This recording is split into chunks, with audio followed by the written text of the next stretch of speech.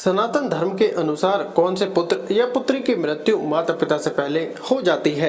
इस प्रकार की घटनाएं अक्सर हमें देखने को और सुनने को मिलती रहती है कि किसी पिता के सामने उसके जवान पुत्र की मृत्यु हो जाती है। किसी पुत्र ने अपने माता पिता को इतना दुख दिया कि इतना दुख शायद कोई शत्रु भी नहीं देता। आखिर ऐसा क्यों होता है, आइए जानते हैं इस कहानी के माध्यम से कि पिता से पहले पुत्र की मृत्यु क्यों हो जाती है। एक समय की बात है, हिमालय पर्वत के शिखर पर पक्षियों की एक विशाल सभा लगी हुई थी और उन समस्त पक्षियों में आपस में कुछ ज्ञान चर्चा चल रही थी। कुछ पक्षी प्रश्न करते थे और उनमें से जो ज्ञानी पक्षी थे वे उन प्रश्नों के उत्तर देते थे। ज्ञान चर्चा होते होते एक प्रश्न ऐसा खड़ा हो गया जिसे सुनकर के सारे पक्षी सोच में पड़ गए और वह प्रश्न यह था कि मृत्यु लोक में कुछ पुत्रों की मृत्यु पिता से पहले क्यों हो जाती है और कुछ पुत्र माता पिता को दारुण दुख क्यों देते हैं। ऐसा क्यों होता है जिस पिता की आंखों के सामने ही उसके जवान पुत्र की मृत्यु हो जाए, उस पिता को कितना दुख होता होगा। होना यह चाहिए कि पहले पिता की मृत्यु हो और फिर पुत्र ही पिता का दाह संस्कार करे, लेकिन कई बार कुछ अभागे पिता को अपने हाथ से अपने पुत्रों का अंतिम संस्कार करना पड़ता है। ऐसी स्थिति में एक पिता जीवित ही मृत्यु के समान कष्ट भोगता है। कई बार कुछ बेटे अपने माँ बाप के साथ शत्रु जैसा व्यवहार करते हैं, उन्हें मारते पीटते हैं, उनकी देखरेख नहीं करते, उन्हें तन्हा छोड़ देते हैं।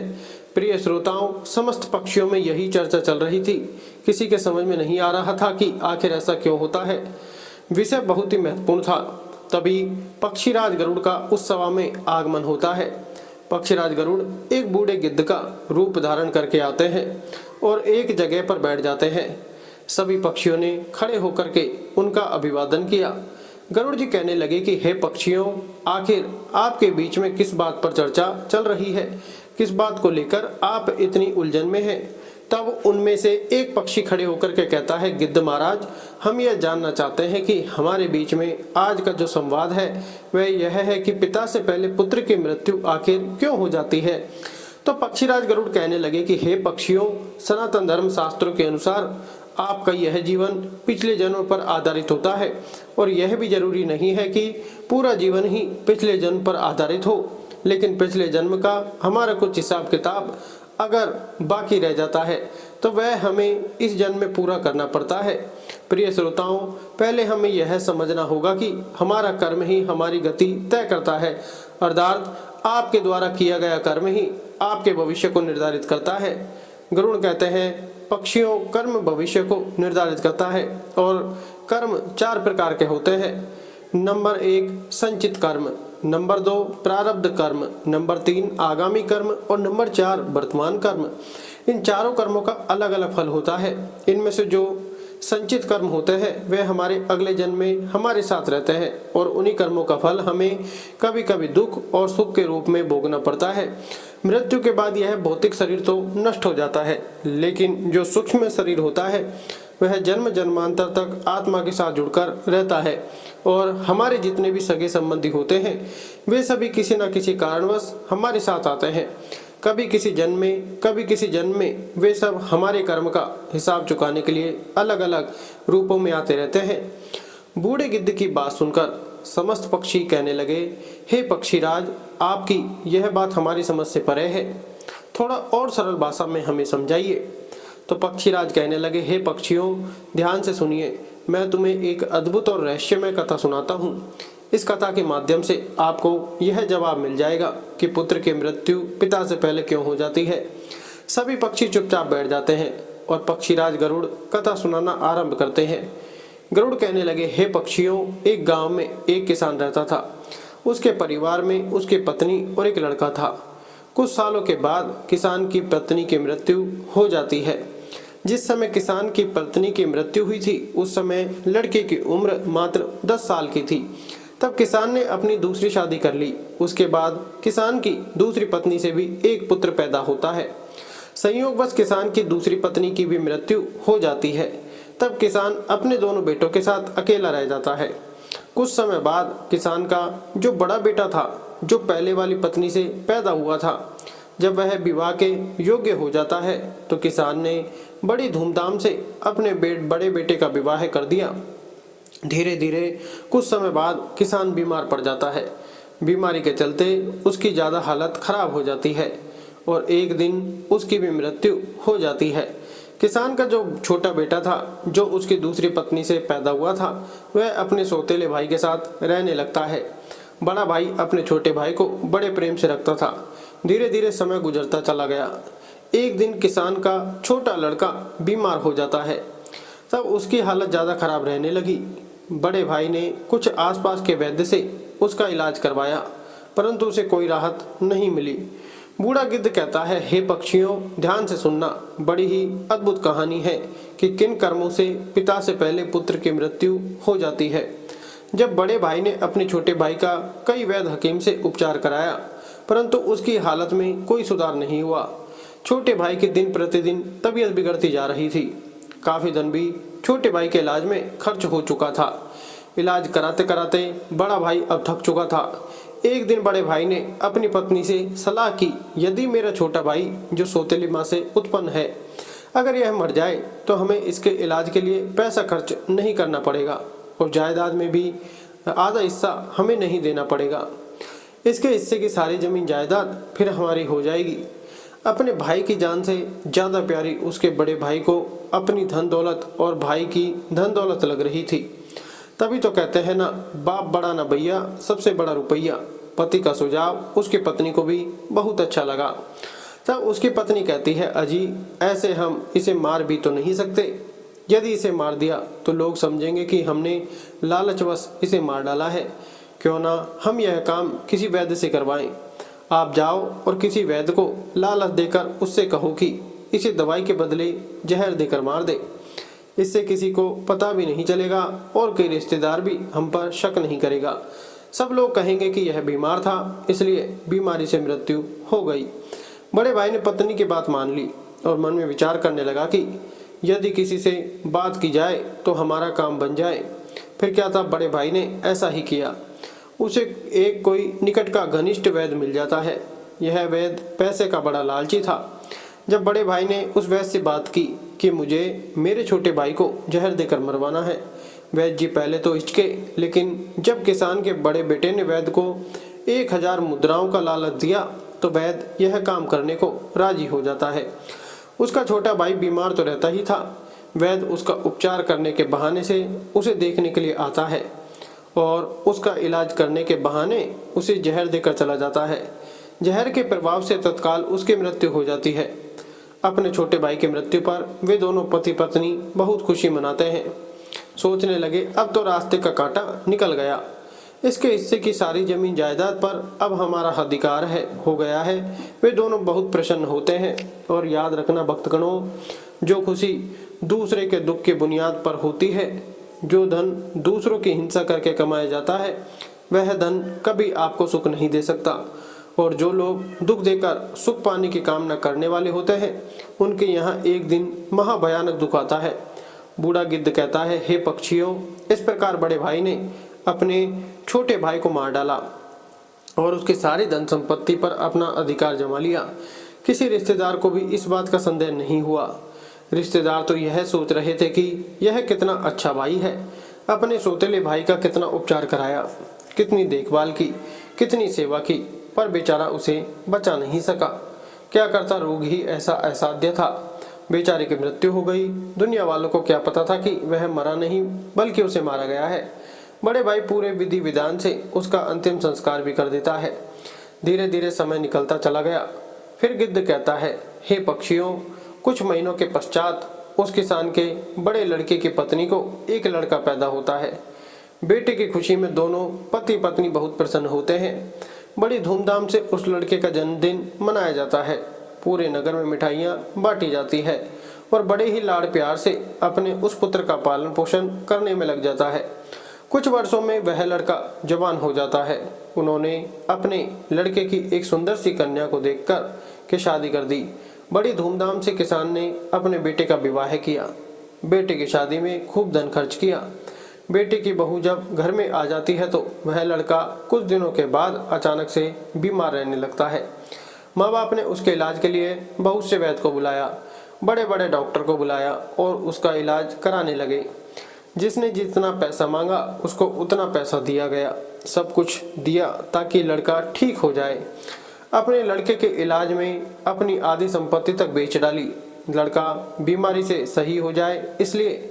परंतु कहते हैं जिस पर जिसका जितना कर्जा है वो अवश्य चुकाना पड़ता है, चाहे कोई कैसे भी चुकाए। उस लड़के की दिन प्रतिदिन तबीयत खराब होती चली जा रही थी। लड़का बीमारी के कारण मरने की कगार पर आ गया।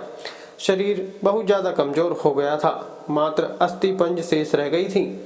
लड़के को चारपाई पर लेटा रखा था और उसके पिता अपने कुछ रिश्तेदारों के साथ और अपनी पत्नी के साथ अपने पुत्र की दयनीय हालत देखकर दुखी होकर के उसकी तरफ देख रहा था। अपने रिश्तेदारों से कह रहा था कि यह क्या हुआ, मेरा इकलौता पुत्र है, भगवान ने मुझे किस बात की सजा दी है। देखिए श्रोताओं, उसी समय वह लड़का बोल उठा। लड़के ने अपने पिता से बोला कि भाई अपना हिसाब साफ हो गया है, बस अब कफन और लकड़ी का हिसाब बाकी है, उसकी तैयारी कर लो। यह सुनकर के उसके पिता ने सोचा कि लगता है बीमारी के कारण लड़के का दिमाग भी ठीक से काम नहीं कर रहा है। देखो ना, मैं इसका बाप हूँ और ये मुझे भाई कहकर बुला रहा है। तब लड़का कहता है, नहीं भाई, आप मेरे बाप इस जन्म में हैं, मैं तुम्हारे पिछले जन्म का भाई हूँ। याद कीजिए, यह सभी रिश्तेदार बैठे हुए हैं, मैं तुम्हारा छोटा भाई हूँ, तुम्हारी सौतेली माँ का बेटा, तुम्हारा छोटा भाई। जिस संपत्ति के लिए आपने मुझे जहर देकर मरवाया था, अब वही संपत्ति बिककर मेरा इलाज में लग चुकी है। आपके पर मेरा जो धन था वह मैं धीरे धीरे अपने इलाज में लगवा चुका हूँ। यह सुनते ही उसका पिता एकदम से फूट फूट कर रोने लगता है और कहता है कि हाय, मेरे तो कुल का नाश हो गया। हाय, मैंने यह क्या किया, जो किया वो मेरे आगे आ गया। पर भाई मुझे यह तो बता दो, मैंने जो किया था वह तो मुझे देखने को मिल गया, पर एक बात मेरे समझ में नहीं आती है, इस तेरी पत्नी का क्या दोष है जो बेचारी ब्याह कर तेरे साथ आई है? यह तो निर्दोष है, अब इसको जिंदा जलाया जाएगा। गिद्ध बोला, हे पक्षियों, उस समय सती प्रथा चलती थी, अर्थात जिसमें पति के मरने के बाद पत्नी को पति की चिता पर जिंदा जलाया जाता है था। तब वो लड़का कहने लगा कि हे भाई, आप मेरी बात ध्यान से सुनो, सभी बैठे हुए रिश्तेदार और तुम सब मेरी बात ध्यान से सुनो। तुमने वैद्य को मेरे इलाज के लिए बुलाया था, उस वैद्य को तुमने कुछ पैसों का लालच दिया था और उसने मुझे जहर दे दिया था। जो दुष्ट पैसों के कारण किसी को मारता है तो उसको भी उसका फल भोगना पड़ता है। गिद्ध बोला, पक्षियों, वह लड़का कह रहा था कि जिस वैद्य ने मुझे जहर खिलाया था, तुम्हें उसके बारे में क्या पता है? तब उसके पिता ने कहा, हाँ बेटा, मुझे पता है, तुम्हारी मौत के 3 साल बाद वो वैद्य भी मर गया था। लड़के ने कहा कि वही वैद्य यह पत्नी के रूप में मेरे घर में आया है, मेरे मरने पर अब इसे जिंदा जलाया जाएगा, इसको भी इसके कर्म का फल अवश्य भोगना पड़ेगा। हमारे जीवन में आने वाली बात और प्रत्येक घटनाएं हमारे ही कर्मों की उपज होती है। हम जैसा बोते हैं वैसा ही हमें काटने को मिलता है। आज नहीं तो कल हमारे कर्म का फल जरूर मिलेगा। जीवन के हर कठिन प्रश्न का जीवन से ही हल मिलता है। जितना गहरा कुआं होगा उतना ही मीठा जल मिलता है। गिद्ध बोला, पक्षियों, ऐसा कहकर के वह किसान पुत्र मृत्यु को प्राप्त हो जाता है। उस किसान का दूसरा कोई पुत्र नहीं था, उसकी सारी संपत्ति का नाश हो जाता है। उसकी मृत्यु के बाद जो उसकी पत्नी थी उसको भी उसके साथ जिंदा जला दिया गया। उस वैद्य को भी उसके कर्म का फल मिल जाता है। जिसने लालचवश उस किसान पुत्र को जहर दिया था, वह वैद्य मरकर उसकी पत्नी बना था, उसे भी मृत्यु के महाभयंकर कष्ट से होकर गुजरना पड़ा। इधर गिद्ध पक्षियों से कहता है, इस दुनिया में 4 प्रकार के पुत्र होते हैं और जो जो काम उसने किए हैं उन कामों का भुगतान भी किया जाता है। यह बात सुनकर के पक्षी कहने लगे कि 4 प्रकार के पुत्र कौन से होते हैं? तब पक्षीराज गरुड़ कहते हैं, हे पक्षियों, शास्त्रों में 4 प्रकार के पुत्र बताए गए हैं। पहला पुत्र होता है ऋणानुबंध, दूसरा पुत्र होता है शत्रुपुत्र, तीसरा पुत्र होता है उदासीन और चौथा पुत्र होता है सेवक। ध्यान रखिए, जो पहले 2 पुत्र हैं, ऋणानुबंध पुत्र और शत्रुपुत्र, ये दोनों पुत्र आपके कर्मों के अनुसार ही आपके घर में जन्म ले लेते हैं, तो इनकी मृत्यु पिता से पहले हो जाती है। अगर किसी पुत्र की मृत्यु पिता से पहले हो जाए तो समझ लेना कि वो ऋणानुबंध और शत्रुपुत्र पैदा हुआ है। प्रचलित मान्यताओं के अनुसार यदि आपने अपने पूर्व जन्म में किसी को किसी भी प्रकार का दारुण दुख पहुंचाया है और वह व्यक्ति आपसे किसी भी तरह का बदला लेना चाहता है, लेकिन वो किसी कारणवश बदला नहीं ले पाया क्योंकि वो कमजोर था और वह इसी तरह तड़प कर मर जाता है, तो निश्चित मानिए वह व्यक्ति इस जन्म में आपका पुत्र बनकर लौटेगा और फिर वह अपना बदला पूरा जरूर करेगा और आपको अपने ही पुत्र की मृत्यु देखनी पड़ेगी। जरा सोचिए, अगर किसी के सामने उसके पुत्र की मृत्यु हो जाए तो उस पिता को कितना असहनीय दुख होता है। इसका मतलब यह होता है कि यदि आपका पुत्र आपको मृत्यु तुल्य कष्ट दे रहा है तो समझ लेना कि आपके पिछले जन्म का वह शत्रु हो सकता है या वह व्यक्ति हो सकता है जिसको आपने कभी मृत्यु तुल्य कष्ट दिया होगा। ऐसी संतान आपके जीवन को हर तरह से कष्टों से भर देती है, आपका जीवन नरक बना देती है। ऐसी संतान आपको मारती है, सताती है, आपके धन संपत्ति को कुकर्म के माध्यम से बर्बाद कर देते हैं और एक दिन आपको भीख मांगने पर मजबूर कर देते हैं। तो पक्षियों, इस तरह से पिता से पहले वही दो पुत्र मरते हैं जो ऋणानुबंध होते हैं और जो पुत्र शत्रु होते हैं अपने कर्मों का लेखा जोखा पूरा करने के लिए किसी के यहाँ आकर के जन्म धारण करते हैं। भगवान श्री कृष्ण ने अर्जुन से गीता में स्पष्ट कहा है कि हे अर्जुन, इन संसार में जितने रिश्ते नाते हैं वे सभी पिछले कर्मों के अनुसार प्राप्त होते हैं। इस महाभारत में जितने भी तुम्हें तुम्हारे सगे संबंधी दिखाई दे रहे हैं ये सभी तुम्हारे और इनके पिता का लेखा जोखा है। हे अर्जुन, तुम पूर्व जन्म में जब धर्म के पुत्र थे और मैं तुम्हारा बड़ा भाई था नारायण और तुम मेरे छोटे अनुज थे, उस समय तुमने इस दुर्योधन को पराजित किया था। उस समय दुर्योधन ने हार का बदला लेने के लिए यह प्रतिज्ञा कर रखी थी कि हे अर्जुन, मेरे सामने जब भी तू आएगा तब मैं तुझसे बदला लूंगा। हे अर्जुन, प्राणी को अपने कर्म का फल भोगना पड़ता है। जिसका जिस पर कर्जा होता है वह उसको 100 जन्मों के बाद भी चुकाता है। और यही बात भगवान श्री कृष्ण ने पितामह भीष्म से कही थी। यह बात महाभारत काल की है। महाभारत का भीषण युद्ध समाप्त हो चुका था। विजेता पांडव सहित श्री कृष्ण सरसैया पर पड़े पितामह भीष्म का आशीर्वाद लेकर लौटने लगे तो पितामह ने श्री कृष्ण को अपने पास बुलाया। कृष्ण पास आए तो पितामह भीष्म ने उनसे पूछा, हे मधुसूदन, मैं अपने किस्म कर्म की वजह से नुकीले तीरों से बनी इस सैया पर असहाय कष्ट भुगत रहा हूँ। श्री कृष्ण ने मुस्कुराते हुए पूछा, क्या आपको अपने पिछले जन्मों के कर्म याद है? पितामह बोले, पिछले 100 जन्म मुझे याद हैं और इनमें मैंने कभी किसी का बुरा नहीं किया। श्री कृष्ण ने उनसे सहमति जताते हुए कहा, यह सही है कि 100 जन्मों से आपने ऐसा कुछ नहीं किया। यह 101वें जन्म की बात है। उस जन्म में भी आप एक युवराज थे। एक बार जंगल से गुजर रहे थे। एक पेड़ के नीचे कुछ देर आराम करने के बाद आप चलने लगे तो ऊपर से एक करकंटा अर्थात कई पैरों वाला एक कीड़ा आपके घोड़े की गर्दन पर गिरा। आपने अपने तीर से उसे उठाकर पीछे की ओर फेंक दिया। वह करकटा पीछे बेर की कंटीली टहनी पर पीठ के बल गिरा। बेर के कांटे उसके पीठ में धंस गए। बेचारा करकंटा कांटों से निकलने की जितनी ही कोशिश करता, कांटे उसे उतना कष्ट देते। करकंटा उसी अवस्था में कई दिन जीवित रहा। उसकी तकलीफ आपके नाम दर्ज हो चुकी थी, लेकिन आपके पुण्य कर्म इतने प्रबल थे कि वह पाप फलित नहीं हो पा रहा था। इस बात को सुनकर भगवान श्री कृष्ण से पितामह बोले, फिर आज क्यों? पितामह के इस सवाल पर श्री कृष्ण ने उन्हें बताया, दुर्योधन की सभा में जब द्रौपदी का चीरहरण हो रहा था तब आप उसे बचाने में समर्थ थे। इसके बावजूद भी आपने दुर्योधन को रोकने की कोई कोशिश नहीं की। इससे आपका सारा पुण्य क्षीण हो गया और 101वें जन्म पहले के इस पाप को फलित होने का मौका मिल गया। जब हम जन्म लेते हैं या फिर जब हम गर्भ में रहते हैं तब हम उस ईश्वर से यही प्रार्थना करते हैं कि इस पुनर्जन्म के बंधन से इस बार हमें मुक्त करें।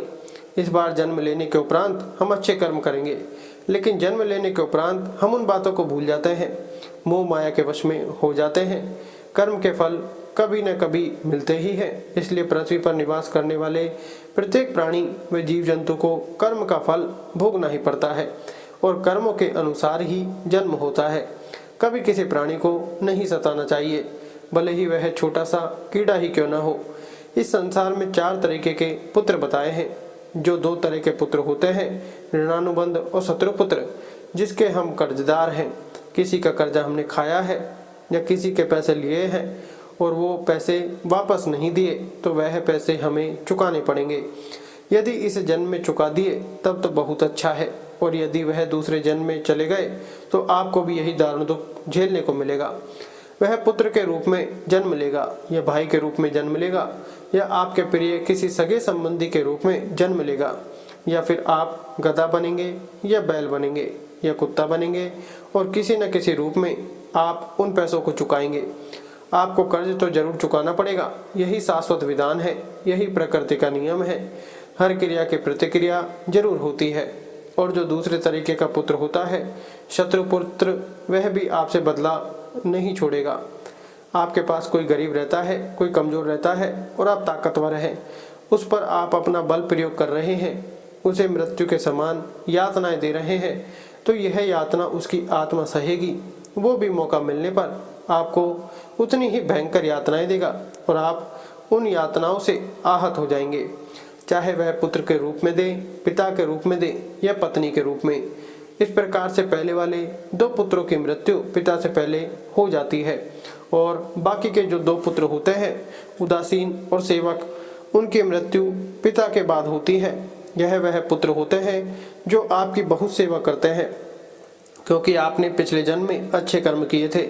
यानी कि पिता पुत्र की मृत्यु नहीं देखता। तो हमेशा हमें ध्यान रखना चाहिए कि किसी का कुछ भी उदार या उपकार हम ना लें, अगर ले तो फिर उसका वापस कर दें।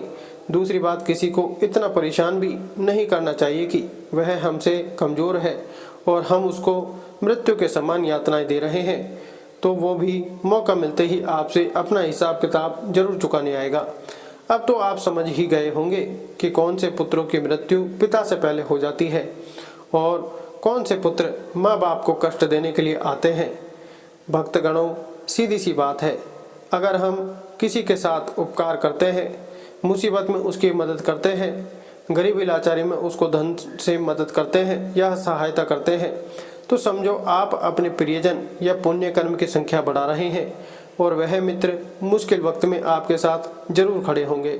और यदि हम किसी के साथ बुरा करते हैं तो शत्रुओं की संख्या बढ़ाते हैं, जो आज नहीं तो कल किसी न किसी रूप में हमें चुकाना ही पड़ता है। धन्यवाद। राधे राधे।